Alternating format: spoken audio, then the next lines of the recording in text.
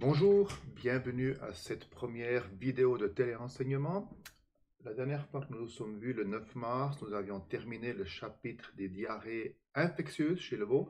Nous allons continuer avec les maladies des veaux, plus précisément les maladies des voies respiratoires, les pneumonies qui restent un gros problème dans les surtout engraissements de veau blancs. D'abord, une petite répétition sur la matière de première année qu'on a vu en début d'année, comment sont construites les voies respiratoires. On avait vu que les muqueuses, donc la peau qui habille la cavité interne, sont protégées par du mucus, qu'on voit ici en surface, mucus qui est en permanence déplacé par des cils vibratiles qui évacuent ce mucus en direction de la cavité buccale. Le but, c'est de capter toutes les impuretés, les bactéries, les corps étrangers pour les éliminer. Et là, on voit l'image d'une muqueuse qui, elle, est détruite. Les bactéries ont détruit ces cils vibratiles et les poumons sont méchamment endommagés. Quand on parle de pneumonie, il faut être bien conscient que c'est une maladie multifactorielle, c'est-à-dire qu'il y a plusieurs facteurs qui contribuent au déclenchement de la maladie. D'abord, ce qui est déterminant, c'est l'affaiblissement du veau. Peut-être en petite parenthèse, on voit ça avec le fameux coronavirus, c'est les gens à risque qui risquent le plus de tomber malade, donc qui ont déjà un affaiblissement qui peut faire plus de dégâts. Eh bien, pour les maladies des veaux, c'est un peu la même chose. Quels sont ces affaiblissements? Ça peut être des erreurs de détention, des erreurs d'alimentation, d'autres maladies, par exemple les diarrhées, des infections du nombril, ça peut être une omphalite. Dans cette première phase d'affaiblissement, il y a ensuite toujours une infection. Ces infections, ça a été démontré dans beaucoup d'études, elle est presque toujours en deux phases. D'abord une infection virale qui prépare le chemin pour une infection bactérienne. Qu'est-ce qui peut contribuer à affaiblir le veau? Ça peut être des erreurs lors de la mise bas, aide au vélage inapproprié, vélage forcé, donc un veau qui, dès le départ, a pas reçu assez d'oxygène. Administration insuffisante du colostrum. Dans le colostrum, il y a ces fameux anticorps qui le protègent contre certains agents infectieux. Ça peut être aussi un mauvais climat d'étable. Les bactéries du fumier associées à la chaleur et à l'humidité, ces bactéries vont fermenter, vont digérer le fumier. Ça va produire des gaz nocifs, particulièrement l'ammoniac, mais aussi le CO2. Et ces gaz nocifs irritent les voies respiratoires, affaiblissent ces muqueuses, préparent le chemin à ces infections, d'abord virales puis bactériennes. Ça peut être des courants d'air qui, d'une part, assèchent les voies respiratoires, mais surtout stressent l'animal. Or, tout facteur de stress diminue le système immunitaire. Ça peut être de trop fortes variations de température, des transports trop longs ou inappropriés, une densité en veau trop élevée, tous des facteurs de stress qui affaiblissent tout le système immunitaire et qui permettent l'implantation des infections virales ou bactériennes. D'où viennent ces virus? La principale source de virus, c'est les animaux malades, les animaux contaminés. Mais ça peut être aussi des vaches adultes immunisées, c'est-à-dire qu'elles vivent en équilibre avec ces virus, tombent plus malades, mais peuvent infecter le veau qui, lui, a une immunité insuffisamment ou pas développée du tout. Ça peut être des animaux achetés, gros problème dans la production de veaux blancs, où certains veaux arrivent avec des virus avec lesquels ils arrivent à vivre, les autres ne les connaissent pas encore et tombent malades. Enfin, ça peut être l'environnement ou l'homme qui amène aussi ces virus. Mais la source principale, ça reste les animaux malades. Pour les bactéries, c'est beaucoup plus compliqué. Les voies respiratoires supérieures, c'est-à-dire le nez, au niveau des sinus, sont toujours colonisées par des bactéries susceptibles de déclencher les pneumonies. Tant qu'elles restent au niveau des voies respiratoires supérieures, que le système immunitaire est bien fonctionnel, la maladie ne peut pas se déclencher et c'est vraiment le virus qui prépare le chemin pour que ces bactéries puissent prendre le dessus et produire des maladies. On passe maintenant à la reconnaissance des maladies des voies respiratoires. C'est un peu de la répétition de ce qu'on a vu en première année. Les symptômes typiques des maladies des voies respiratoires, c'est la toux, l'écoulement nasal et une respiration modifiée. Lorsqu'il n'y a que de la toux, température normale, fréquence respiratoire normale, on est en présence d'une irritation des voies respiratoires. Lorsqu'il y a un jetage nasal clair, transparent, plus un peu de toux, pas de fièvre, l'animal mange normalement, c'est une évolution bénigne de l'infection. lorsque les muqueuses nasales sont rougies et que la fièvre se met en place, on est typiquement en présence de cette fameuse infection virale qui, chez les veaux, est très courte. Contrairement à l'humain, lorsque nous on a un rhume, ça prend souvent plusieurs jours jusqu'à ce que ça arrive à une bronchite, voire une pneumonie, ça peut durer des jours, voire des semaines. La particularité des voies respiratoires des ruminants, mais aussi des porcs, c'est que cette phase virale qui est suivie par la phase bactérienne est très rapide, c'est l'histoire d'environ 12 heures. Mais lorsque vous avez des muqueuses nasales rougies et de la fièvre, jetage nasal clair, transparent dans la phase virale, qui chez eux évolue très rapidement en phase bactérienne, avec perte d'appétit, fièvre, et le reste, fréquence respiratoire augmentée, et le jetage nasal n'est plus rien clair, transparent, il devient purulent, c'est-à-dire un mélange de bactéries et de globules blancs, c'est du pur. Et ça, c'est l'évolution aiguë de la maladie. Comme j'ai dit avant, en l'espace de 12 ou 24 heures, le premier petit rhume évolue rapidement en une pneumonie. C'est la particularité des ruminants. Enfin, si les symptômes qui restent sont de la toux, plus de fièvre, l'appétit est présent, mais la fréquence respiratoire est augmentée, respiration éventuellement forcée, jetage nasal purulent et épais, là on est dans la phase chronique de la maladie avec ces fameuses infections bactériennes, phase qu'on n'aime pas du tout, en ce sens que ces veaux-là contaminent en permanence les autres veaux, d'une part, et ces poumons sont généralement, surtout chez les jeunes veaux avant l'âge de 3 mois, endommagés. Et il reste des lésions à vie.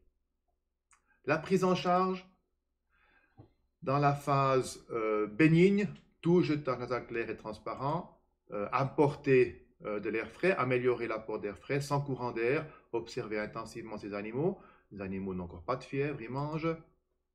Si on est dans la phase avec des muqueuses nasales rougies et de la fièvre, on est dans la phase virale, et là, il ne faut pas bringuer.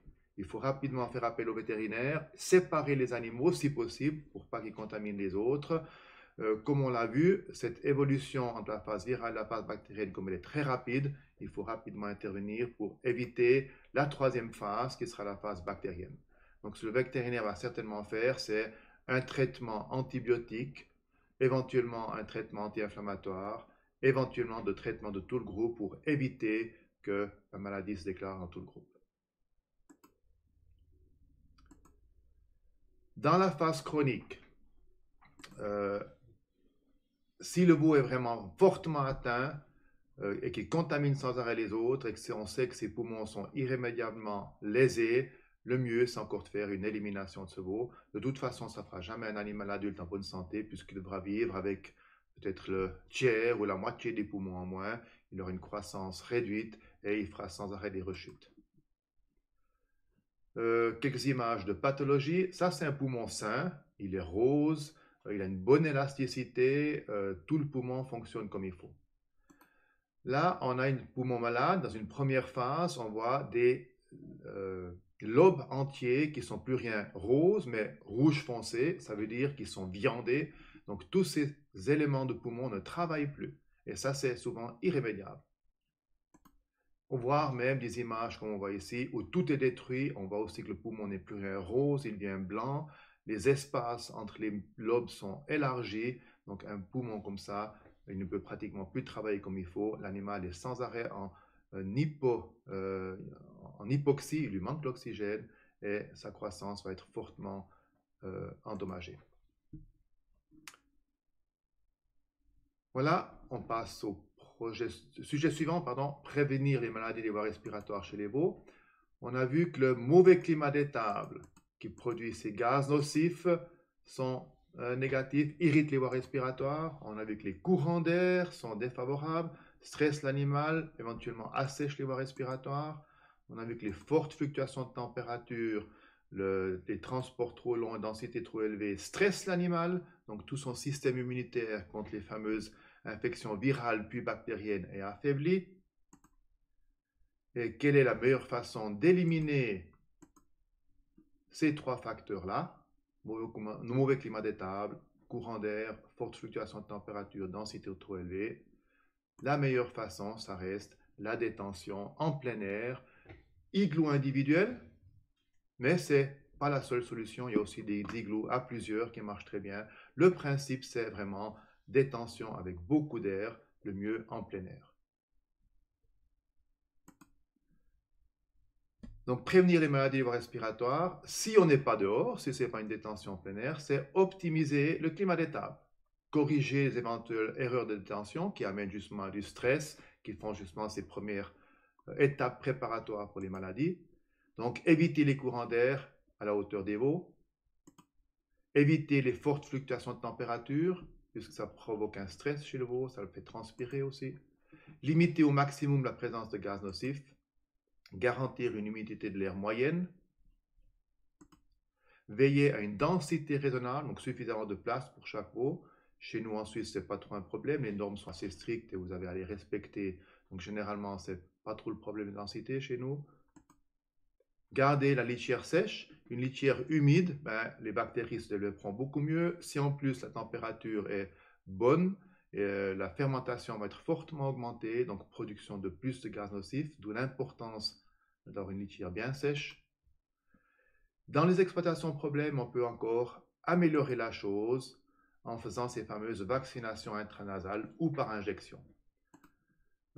C'est ce fameux Rispomal qui marche, qui a le gros avantage de pouvoir être appliqué déjà dès le 7e jour de vie, alors que généralement les veaux, les vaccins avant 2 mois, ça ne sert pas à grand chose. Là, c'est un peu l'exception, en ce sens qu'on travaille avec un virus vivant, atténué, donc il rend plus malade. Et lorsqu'on vaccine intranasalement, après environ 1 à 2 semaines, le veau est protégé contre 2 de ces fameux virus, parmi plusieurs autres, qui provoquent ces maladies des voies respiratoires par ce vaccin intranasal. On voit le principe d'application. On met un embout sur la petite seringue qu'on emploie et cet embout va nébuliser le vaccin dans les narines. Donc, il y a de plus en plus d'exploitations qui appliquent cette méthode. Alors, ça ne fait pas non plus des miracles. On garde, il reste des pneumonies. Moi, j'ai fait l'expérience d'une exploitation qui faisait de l'engraissement de veaux avec le lait de ses propres vaches. Alors, il avait encore des pneumonies. Par contre, il ne perdait plus ses veaux. Avant chaque hiver, autour de Noël, Nouvel An, c'était la catastrophe. Sur ses 20 ou 30 veaux d'engraissement, il en perdait régulièrement. Depuis qu'il vaccine, il a encore des pneumonies. Par contre, il perd plus ses veaux. Donc, ça va quand même apporter quelque chose. Cette vaccination, résultat est positif uniquement si des mesures d'accompagnement sont prises. Donc, le vacciner, c'est une bonne chose, mais on doit aussi améliorer tous ces autres facteurs, climat d'étable, etc. Éviter le plus possible tout facteur de stress. Donc, optimiser le climat d'étable, corriger les erreurs de détention. Voilà, on va continuer avec un autre sujet qui sont les affections du nombril. Il y aura 2 affections dont on va parler. On a brièvement évoqué tout à l'heure, l'omphalite ou l'infection du nombril. On parle aussi de gros nombril. Le terme juste, c'est omphalite. Et une autre maladie qui n'est pas une infection, mais qui est une malformation, c'est l'hernie ombilicale. L'omphalite, quelle est la cause? C'est une infection des agents infectieux purulents à cause de déroulement du village pas propre, détention pas propre, la fameuse succion réciproque, succion mutuelle du nombril par les veaux, ça il faudrait vraiment éviter. Et alors que l'hernie ombilicale, c'est l'ouverture qui permet le passage des vaisseaux sanguins pendant le développement du veau, le fameux nombril. Et bien cette ouverture, au lieu de faire quelques millimètres de diamètre, chez certains veaux, elle est beaucoup plus grande. Grandeur d'1 doigt, 2 doigts, 3 doigts, des fois on peut carrément repasser la main. La peau est présente, donc la peau est fermée, par contre la cavité abdominale est trop ouverte. Donc ça va faire une hernie. Normalement, chaque veau a une petite ouverture à naissance, comme je l'ai dit, de quelques millimètres pour laisser passer ces vaisseaux sanguins qui sont plus actifs une fois que le veau est né. Le nombril s'est rompu. Si vous regardez un nombril, vous verrez qu'il y a dedans 4 vaisseaux sanguins. Il y a une veine qui revient vers le foie. Il y a 2 artères, puis il y a encore ce qui restait de la vessie primitive. C'est ces 4 vaisseaux qui doivent gentiment se sécher. Un nombril doit sécher. Ces vaisseaux tombent après environ 1 à 2 semaines. Et tout ça, cette plaie qu'on a à la naissance, se guérit et se referme. Dans le cas d'une hernie, la peau est présente, la plaie se ferme aussi, mais il reste une ouverture assez grande, ce qui fait que des organes internes, éventuellement des boyaux, peuvent se mettre dans cette poche et on la voit. On part d'abord sur l'omphalite. Quels sont les symptômes? Généralement, ces veaux font une fièvre, ils ont une infection bactérienne, donc l'appétit est diminué, ce nombril il est enflé, il est douloureux, alors que l'hernie ombilicale, il est aussi gros, la même zone est agrandie, mais l'appétit est bien présent, il n'y a pas de fièvre, et lorsqu'on touche ce nombril, il n'est pas douloureux, et on peut repousser cette poche dans la cavité abdominale. Donc assez facile à reconnaître si on va palper le veau, si on l'ausculte de façon assez poussée. Donc si vous voyez une hernie, ça ne sert pas à grand chose à appeler le vétérinaire.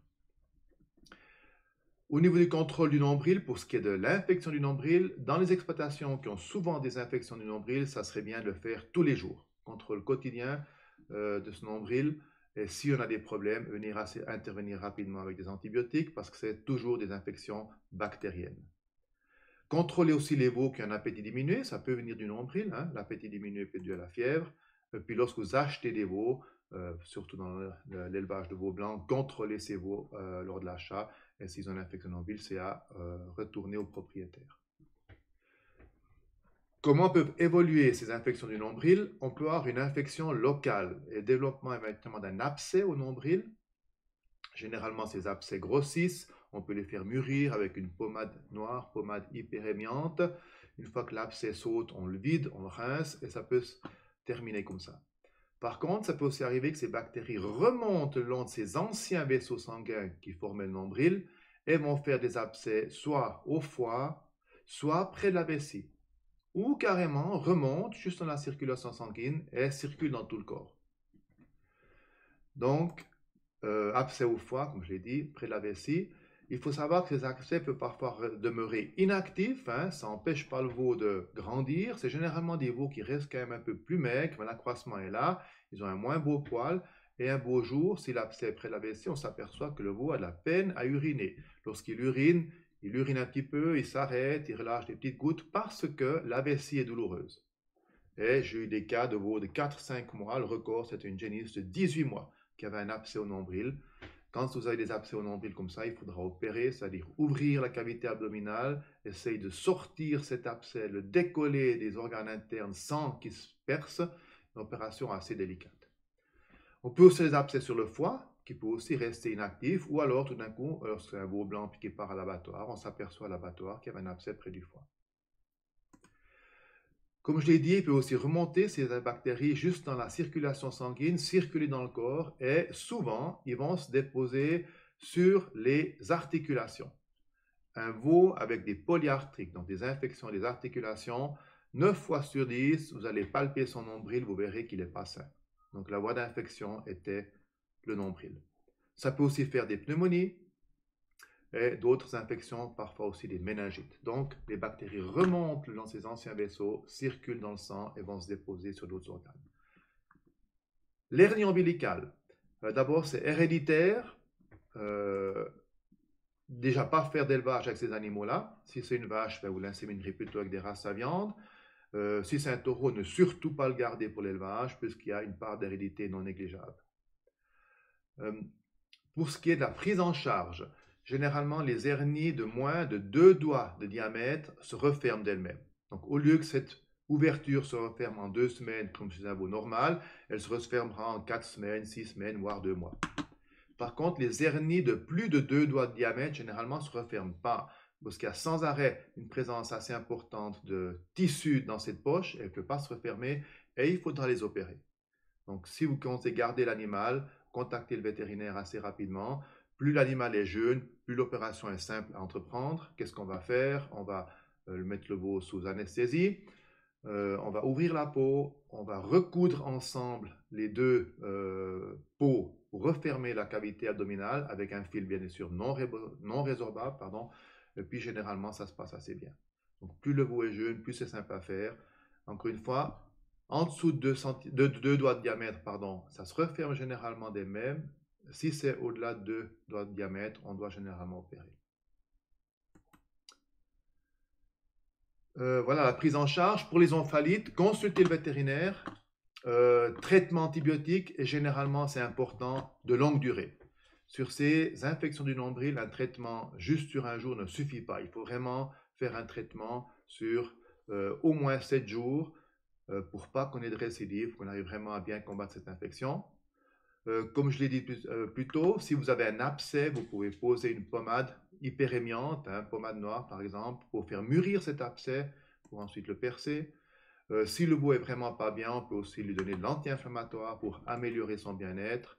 Et ça arrive que l'abcès soit à l'intérieur de la cavité abdominale, qu'il ne se vide pas comme il faut, et là vous devrez faire une intervention chirurgicale, ça sera l'affaire du vétérinaire. Pour l'hernie, je l'ai dit, je reviens en arrière. Pour l'hernie, si le diamètre est plus de 2 doigts, on va devoir l'opérer. Voilà, on avance assez vite. On va passer au sujet suivant, la prévention des infections du nombril. On l'a dit, dans les premiers jours de vie, contrôle journalier, d'abord un contrôle visuel, vous regardez est-ce que le nombril est un peu grossi. Si c'est le cas, eh bien, ça sera contrôler le veau et faire venir le vétérinaire. Dans la prévention toujours, on a vu que le déroulage du vélage pas propre pose problème, donc une bonne hygiène au vélage, administrer du colostrum, si nécessaire désinfecter le nombril, mais seulement si nécessaire. On sait que moins on touche ces nombrils, mieux ça va. Par contre, si le nombril est vraiment sale, il faudra désinfecter. Détention pas propre, c'est un gros problème. Ça, je l'ai vécu en pratique parfois. Vous avez 3-4 veaux dans un petit box avec 3 veaux qui ont une infection de nombril. Lorsque vous rentrez dans le box, ça chaffait avec la saleté. C'était normal que ces veaux ont des infections du nombril. D'où l'importance de détention avec beaucoup de paille propre, accès permanent à l'extérieur. On a vu que les veaux qui se têtent, le fait que les veaux se têtent, ils irritent le nombril, qui est une blessure ouverte après la naissance. Eh bien, elle ne peut pas guérir s'il se tête sans arrêt. Comment est-ce qu'on peut remédier à ce problème? D'abord, abreuver avec une tétine assez fine. S'ils doivent boire leur lait en 10 minutes, quart d'heure, le boire en 30 secondes, eh bien, le désir de succion est satisfait et cette envie de se téter est fortement diminuée. Et si vraiment ils continuent de se téter, gardez les veaux enfermés quart d'heure après la buvée. Et important aussi avoir toujours du fourrage sec et de l'eau à disposition. Ça va aussi favoriser la prise de nourriture solide qui diminue ce désir de succion. On passe au dernier sujet qui concerne les infections, maladies infectieuses du veau, c'est les otites. En élevage, j'ai vu assez rarement des otites dans la pratique. Par contre, dans la production de veaux blancs, c'est une maladie assez fréquente. 2-3 mots peut-être sur l'anatomie. Vous avez le pavillon, c'est l'oreille externe, avec un conduit externe qui va jusqu'au tympan, qui sera la séparation entre l'oreille externe et l'oreille moyenne. Puis vous avez l'oreille interne, où est situé aussi tout le centre de l'équilibre. Le tympan sert à transmettre par la membrane des ondes pour écouter le bruit. Et on voit sur ce schéma que l'oreille moyenne est reliée aux voies respiratoires par un canal. On connaît tous ça très bien. Lorsqu'on a un petit peu enrhumé puis qu'on est en altitude, on a le nez qui se bouche respectivement. Ce petit canal se bouche, et puis la pression n'est pas équilibrée avec l'oreille interne. Or, on a vu que chez les veaux d'engraissement, production de veaux blancs, on a souvent des gros problèmes de pneumonie à cause de la problématique qu'on met ensemble des veaux de différentes exploitations. Ils sont une densité relativement élevée. On a donc souvent des infections des voies respiratoires. Et parfois, cette infection peut remonter par ce conduit vers l'oreille moyenne. Donc, ça explique aussi pourquoi on a plus souvent des problèmes d'otite chez les veaux d'engraissement. Les symptômes, ça va faire de la démangeaison, le veau se gratte l'oreille avec la patte ou contre les parois, les oreilles sont pendantes, l'appétit est diminué, le veau est vraiment pas bien, il a généralement une fièvre légère à moyenne. Si on va observer le conduit auditif, on verra qu'il y a éventuellement du pus qui sort. Si on masse l'oreille, il y aura un bruit de clapotis au massage du conduit. Comme on voit, il penche la tête, éventuellement l'oreille certainement. On peut aussi avoir des infections des nerfs qui sont liées à cette otite et le veau penche la tête ou a carrément une paralysie d'un côté de la tête. Les soins, consulter le vétérinaire, traitement antibiotique similaire à l'infection Du nombril, ça sera un traitement de longue durée, au moins 7 jours. Éventuellement, administration d'un anti-inflammatoire.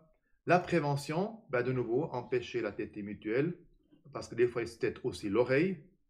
Et le fait qu'il se tète l'oreille, ça affaiblit le conduit, ça affaiblit cette muqueuse qui va jusqu'au tympan. Poser les marques auriculaires avec précaution. On peut avoir des infections de l'oreille suite à la pose de marques auriculaires. Et prévenir les maladies des voies respiratoires, puisqu'on a vu que l'infection peut remonter vers l'oreille moyenne via le conduit qui relie l'oreille moyenne au nez. Voilà, c'était la dernière dia. Je vous souhaite bien du plaisir à voir cette vidéo. Et la prochaine tâche, ça sera pour faire la fiche de travail qui est liée à cette vidéo. Merci pour votre attention. Bonne fin de journée.